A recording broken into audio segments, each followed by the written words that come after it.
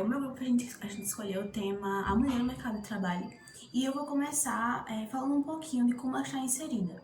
A gente sabe que desde o começo, desde que o mundo é o mundo e foi criado, a mulher ela sempre teve a função de só trabalhar em casa, cuidar dos filhos, cozinhar, enfim, só ficar em casa e pronto. E o homem foi para a parte mais brutal, vamos dizer assim, a parte de caçar, para ter o sustento da casa.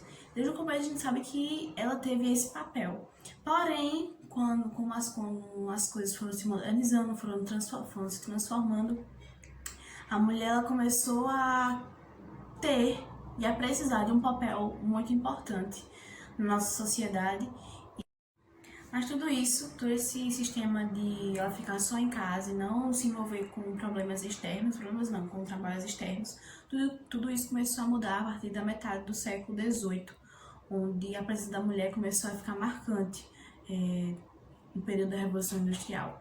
E com isso, ela começou a trabalhar, porém, o sistema de salário, de remuneração, era pequeno em relação ao dos homens, porque eles tinham mais força brutal e tinham condições melhores do que as mulheres, que são mais frágeis.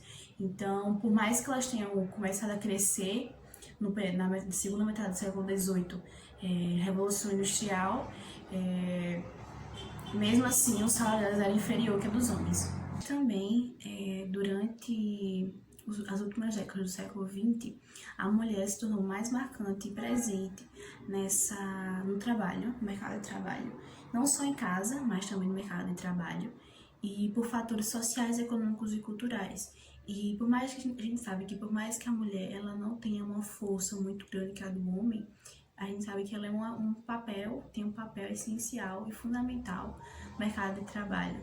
Então, a gente tem que se saber e entender e não discriminar a mulher por causa que ela tem que ficar só em casa. Não, só porque desde o começo foi assim, não significa que tem que permanecer dessa forma.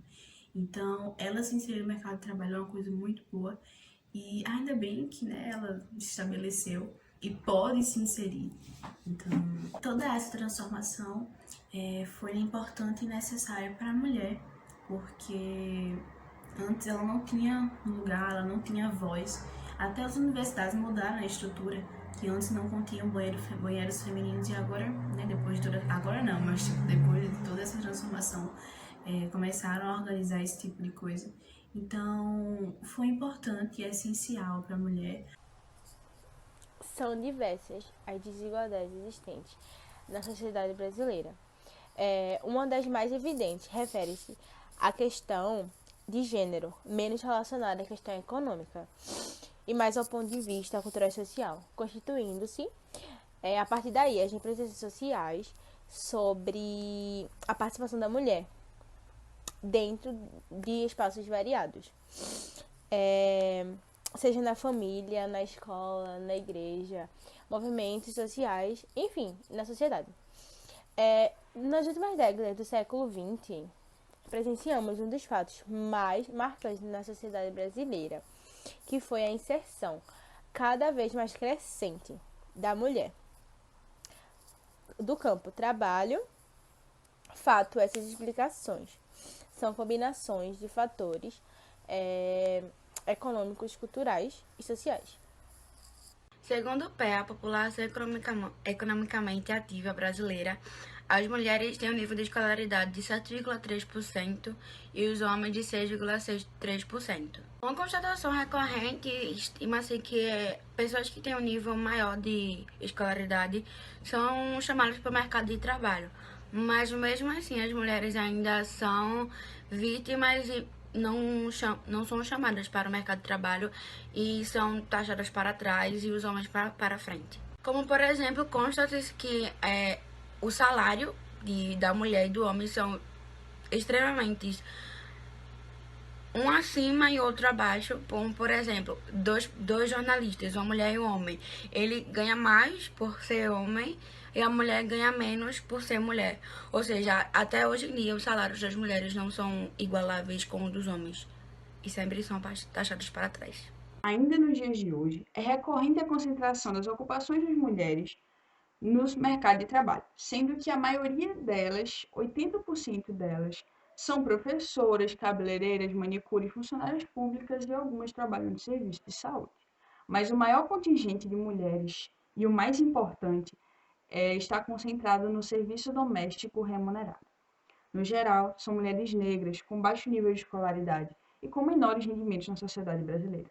Segundo o SEAD, quanto ao comportamento de desemprego feminino na região metropolitana de São Paulo, na década de 85, a quantia de mulheres desempregadas era mais ou menos 15% de mulheres e 10% para homens, aumentando nos anos 2000 para 20,9% de mulheres e 15% para homens.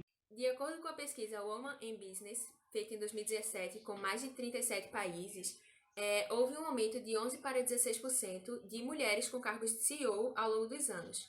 E grande parte dessas entrevistadas diziam que a existência de um modelo para ser seguido estimulava muito a atuação no mercado de trabalho. E se a gente olhar de uma outra ótica, no caso, tipo, no cenário masculino, muitos meninos, eles se veem, assim, interessados em se tornarem, por exemplo, jogadores de futebol, porque vem um modelo ali que eles querem seguir. Às vezes o sonho não se realiza, mas eles têm um modelo. E, de acordo com essa pesquisa, as mulheres, elas se sentiam, assim, incentivadas a trabalhar por causa de um modelo a ser seguido, mesmo que não seja tão comum a gente ver.